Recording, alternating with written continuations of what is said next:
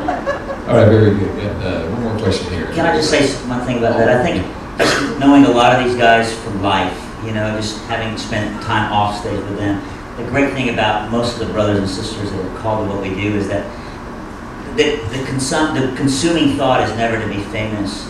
It's to be faithful. And just faithful to what God has given us, and to be a good steward of what God has given us.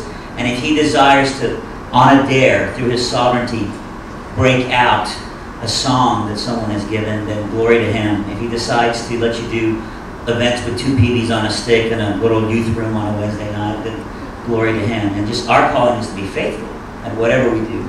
And so really, famous is kind of like a byproduct of that. And then it gets really weird because our job is to point to His fame and not ours. And so it's actually sometimes a blessing not to have to deal with those temptations. All right, great. Final question, your name? Ricky. I'm from Tucson. My question's kind of twofold, and it's just I got one daughter drawing a drum set, and the other one's practicing her autograph right now, and I'm trying to.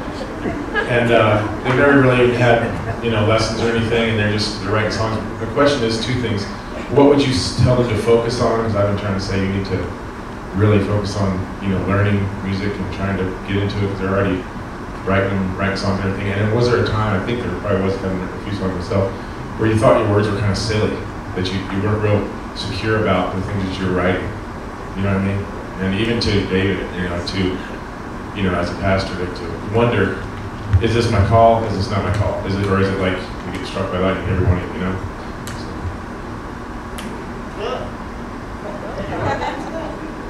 I don't know.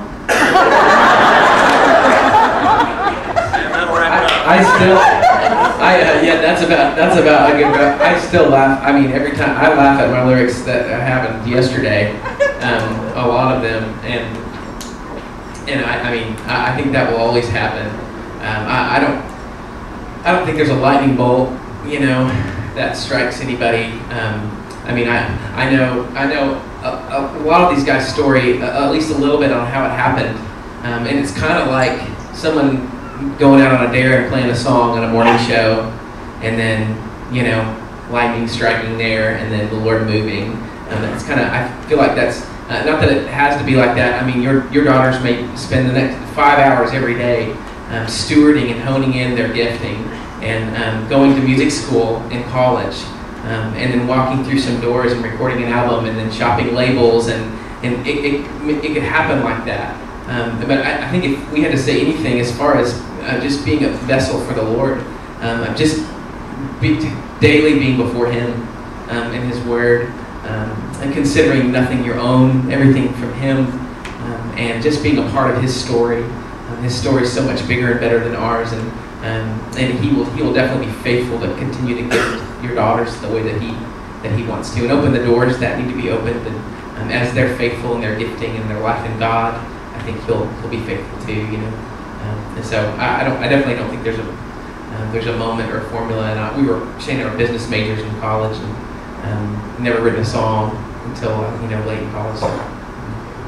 And two, I think it's the funny thing is I think we all on the stage know people that are extremely more talented and more gifted and write better songs than we ever thought about writing, that are in local churches or play for 30 people a week and are being used by God equally as strongly as we are, and for their own individual walks, that's where the Lord has them, I think He's such a personal God and knows where each of us need to be, I mean, we know of guys that we don't even think are that good that sold 500 times the records we do, but it doesn't matter, I mean, it's just what are you talking about?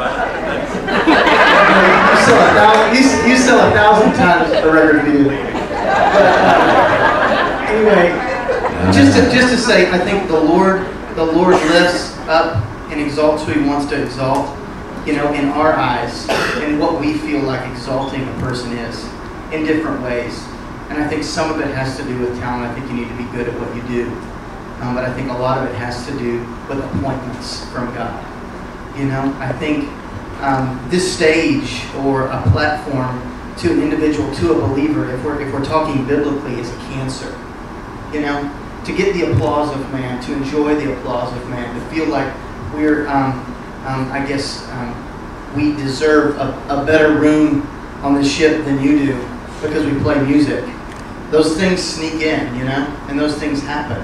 They're not right, but they do, you know. And I think we as artists, I think that's what we have to fight, that feeling like we deserve stuff, you know. And as a believer, the flesh loves it, you know. But as a believer, I think that's probably one of our biggest struggles, because we get a lot of strokes, you know. We come in and we sing a song, and the Lord uses it, and we somehow feel better about ourselves. But ultimately, it's the Holy Spirit that's doing the work. It's the Holy Spirit that's doing the move. And I would try to push anyone away from the stage that wanted it, you know, verbally.